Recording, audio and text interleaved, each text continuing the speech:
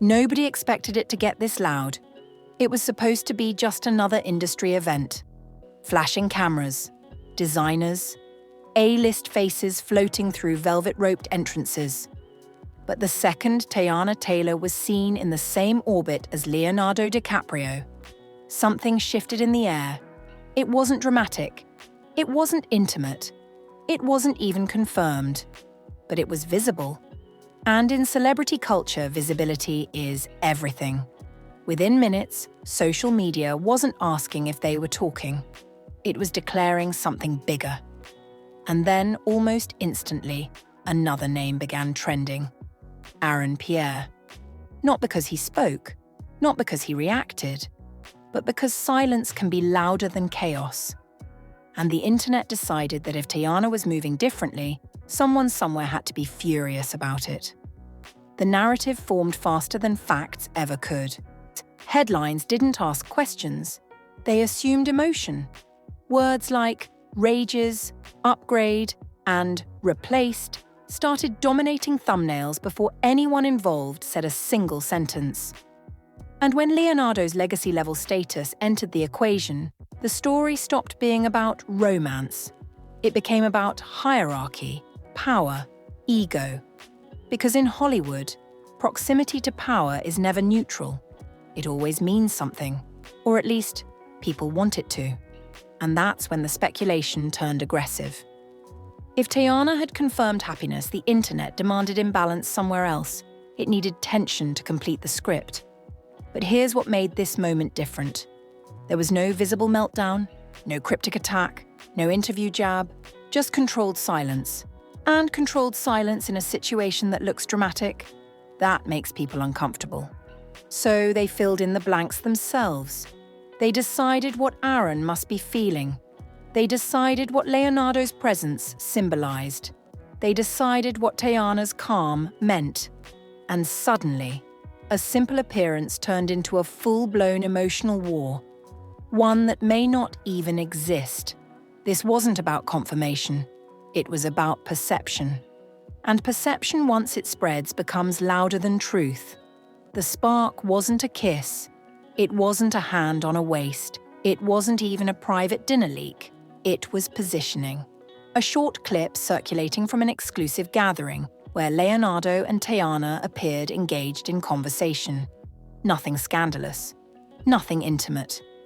But in today's environment, two high-profile figures in the same frame automatically triggers relationship speculation. Add in dim lighting, curated fashion, Norwan the mystique of Hollywood exclusivity, and the imagination does the rest. By the time morning came, fan accounts had dissected every angle, zoomed screenshots, frame-by-frame analysis, body language interpretations from strangers online. What made it combustible wasn't just proximity, it was timing. Teyana has been navigating a public reinvention, a divorce finalized, a new era of independence, a visible shift in energy that fans already labeled as a glow-up. So when Leonardo's name entered the picture, it felt symbolic, not just romantic but strategic. Leonardo represents legacy status in the industry, decades of credibility, Academy recognition, a global image that carries weight. So the conversation instantly transformed from curiosity into comparison. And once comparison begins, someone is automatically cast as the loser, even if no competition exists. That's when Aaron's name started trending, because audiences love symmetry. If one woman rises publicly, there must be a reaction from the man she was previously associated with. It's almost ritualistic, but Aaron didn't provide that reaction. He didn't jump online. He didn't issue statements. He didn't post anything that directly connected to the rumor. And yet, comment sections filled with assumptions. He must be furious. This has to sting. Leonardo? That's next level. The projection became louder than reality, and suddenly, a room full of cameras turned into an emotional battlefield without a single confirmed shot fired. The rumor didn't explode because two people were seen talking. It exploded because one of those people was Leonardo DiCaprio, That name carries weight, decades of weight, Oscar-winning credibility, billion-dollar films, a legacy that has survived eras, scandals, and generational shifts. Leonardo isn't just a celebrity, he's a tier. And when someone's name is a tier, proximity to them automatically feels like elevation. That's where the emotional temperature shifted, because once social media framed the moment as Teyana linked to Leonardo, the narrative wasn't curiosity anymore. It was power movement. And in Hollywood, perceived power movement is everything. Suddenly, it wasn't about whether Teyana Taylor and Leonardo were actually dating. It was about what that pairing symbolized. Reinvention, status shift, access to rooms at a different level. And when a woman publicly repositions herself after divorce and appears aligned with someone of Leonardo's stature, the internet frames it as an upgrade story almost instantly. Upgrade stories are addictive.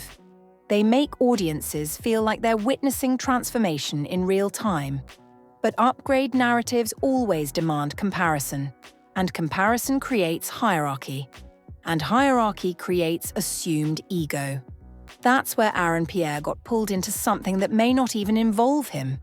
Aaron represents rising intensity in Hollywood, respected, talented, deliberate in his movement. But the moment Leonardo entered the rumor, the conversation turned into a silent scoreboard. Legacy versus emerging. Established icon versus rising force. It didn't matter that no rivalry was confirmed, the template was already formed in the public mind. And when a template exists, the audience fills in emotional blanks to complete it. The most interesting part? Aaron never publicly positioned himself in competition with anyone. There was no interview tension, no past statement implying ownership or entitlement. But social media thrives on rivalry energy. It needs friction to feel alive. So if Teyana appeared calm and centered, the audience assumed someone else must feel destabilized. Because drama without reaction feels incomplete. Leonardo's name didn't just spark curiosity, it triggered symbolic displacement. That's why the headlines became aggressive so fast. Words like rages aren't random, they're emotional shortcuts. They take a neutral situation and inject intensity into it.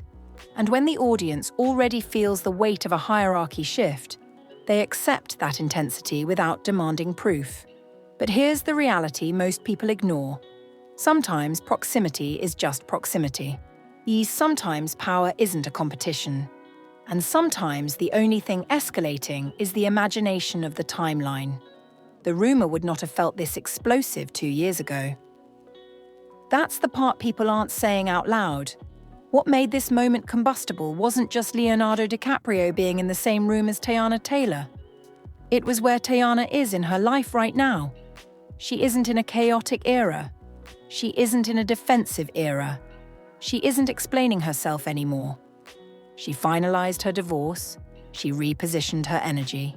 She began moving like someone who understands the power of silence. And that kind of transformation changes how every rumor lands. When a woman publicly reinvents herself, especially after a high-profile relationship, people watch closely. They look for the first sign of who's next, not because they need confirmation, but because they want symbolism. And Leonardo's name felt symbolic. It felt like elevation. It felt like access to rooms that operate differently. And whether that perception is accurate or not doesn't matter. Perception drives narrative. The moment Teyana started posting differently, dressing differently, showing up with controlled composure instead of reactive commentary, people labeled it a glow-up. And glow-ups demand storyline progression. That's when Aaron's silence became louder. Because when one person looks like they're evolving publicly, the audience instinctively checks the other person involved in the previous chapter. Not because there's confirmed tension, but because people crave contrast. They want to see imbalance. They want to see ego. They want to see visible discomfort. But here's what makes this interesting. Aaron didn't give them that. There was no late-night live session, no cryptic bitterness, no public shade, just controlled presence. And in an environment that feeds on reaction, control feels suspicious. Calm feels calculated. Neutral feels emotional. And that's the paradox. If Aaron had reacted aggressively, the narrative would have been validated. If he had publicly dismissed the rumor, it would have been called defensive. If he said nothing, which he did, that silence became interpreted as simmering rage. There was no winning move in the court of online perception. But the truth is far less dramatic than the storyline people want to believe. Sometimes people simply move on. Sometimes there is no rivalry because there was never ownership. Sometimes two careers evolve independently without emotional warfare attached. But that version of reality doesn't trend. What trends is hierarchy shift. And the idea that Teyana may have shifted into a different social orbit, whether romantically or just socially, created emotional tension in the imagination of the audience. Not necessarily in real life, that's the key. Here's where things got strategic. No video of Aaron Pierre yelling, no interview clip of him sounding bitter, no leaked message attacking Leonardo DiCaprio, no direct confirmation that Teyana Taylor even had a romantic connection with Leonardo in the first place. And yet, the word rages started appearing everywhere. That word didn't come from Aaron. It came from thumbnails. It came from algorithm strategy. It came from a culture that understands one thing very clearly. Emotion sells faster than nuance. When the first headline framed the situation as a potential power shift, engagement spiked. Comments flooded in. People debated hierarchy. And once engagement rises, content creators amplify intensity to keep momentum alive. So reacts became furious. Furious became rages. And rages stuck. Not because it was confirmed, but because it felt satisfying. The internet needed someone to embody wounded pride, because if Teyana appeared calm, grounded, and possibly moving into a new orbit, the emotional symmetry demanded that someone feel displaced. That's how storytelling instinct works. Audiences subconsciously crave balance. If one character ascends, another must stumble. If one looks empowered, another must look threatened. But that emotional math isn't always real. It's projection. The fascinating part is how quickly projection becomes perceived truth. Aaron posted something reflective, something he's done before, a message about growth, alignment, energy. It wasn't directed at anyone, but because it appeared during the rumor cycle, people stitched it into the Leonardo narrative. They overlaid context onto something neutral. That's how modern celebrity drama forms. Timing plus assumption equals storyline. And once a storyline exists, evidence becomes optional. But here's the uncomfortable truth. If Aaron had actually reacted with visible rage, the internet would have called him insecure. If he dismissed the rumor publicly, they would have called it jealousy. If he posted nothing, they would, and did, call it suppressed anger. The narrative was never about facts. It was about satisfying a competitive template. Well, Leonardo's legacy-level status made the story feel bigger. Teyana's composed reinvention made it feel symbolic. Aaron's silence made it mysterious. And mystery gets interpreted emotionally because emotion keeps people watching. But sometimes the loudest reaction isn't coming from the people involved. It's coming from the audience writing the script for them. If you strip away the names for a second, what you're left with isn't a love triangle. It's a power narrative. The moment Teyana Taylor stepped into her post-divorce era, something shifted in how people viewed her. She wasn't just a singer, dancer, creative anymore. She became a symbol of reinvention. And reinvention makes audiences curious. It makes them impatient. They want to see what comes next. They want the next chapter revealed immediately. So, when she appeared in the same space as Leonardo DiCaprio, it didn't just feel like proximity. It felt like momentum. Momentum creates speculation. And speculation searches for tension. That's when Aaron Pierre became the emotional counterweight in a story he never publicly signed up for. Because here's what actually happened beneath the noise. The internet saw a woman looking calm, and possibly aligned with someone of extreme status. It immediately framed that as elevation. And elevation triggers ego assumptions about men in the picture. Whether those men feel threatened or not becomes irrelevant. The audience expects threat. It expects displacement. It expects visible discomfort. That expectation says more about online culture than it does about Aaron.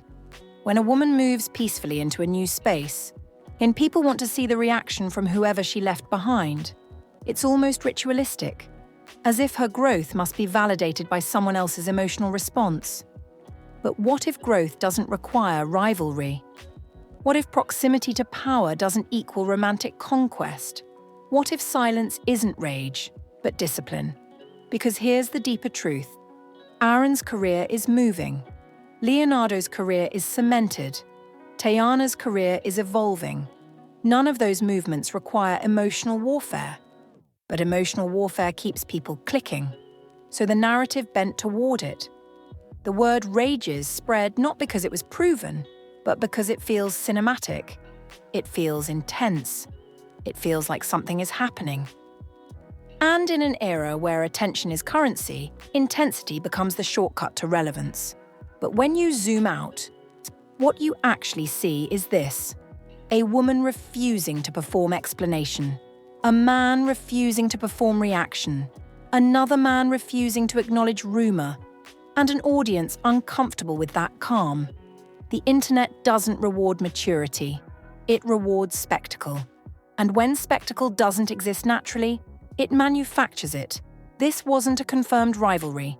It was a projected one. This wasn't confirmed rage. It was emotional math built from comparison culture. And maybe the most powerful move in this entire situation wasn't who stood next to who at an event. It was who refused to give the audience the chaos it demanded. Because sometimes the loudest thing you can do in a rumor cycle is nothing at all.